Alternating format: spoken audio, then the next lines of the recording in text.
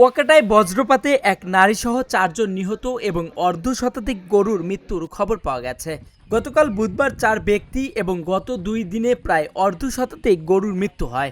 থানা পুলিশ ও স্থানীয় সূত্রে জানা যায়, দুপুর 1টার দিকে কলাপাড়া উপজেলার তারিকাটা গ্রামের ভুট্টা খেতে কাজ করার সময় জহিরুদ্দিন ও দুপুর 2টার দিকে গরুকে ঘাস খাওয়ানোর সময় পূর্ব চাকামাইয়া গ্রামের সেতারা বেগমের একই সময় মাঠ থেকে গরু নিয়ে আসতে গিয়ে শান্তিপুর গ্রামের খালেক হাওলাদার এবং সকাল 9টার দিকে মাঠে গরু বাঁধতে গিয়ে রাঙ্গামালী উপজেলার চরডাঙ্গা গ্রামের সৌরভ মজুমদারের মৃত্যু হয়।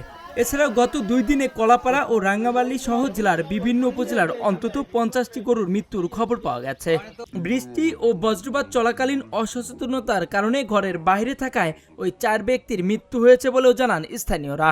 কলাপাড়া থানার ওসি নজরুল ইসলাম জানান, বজ্রপাত নিহতদের বাড়িতে গ্রাম পুলিশ পাঠিয়ে খোঁজ খবর নেওয়া হয়েছে।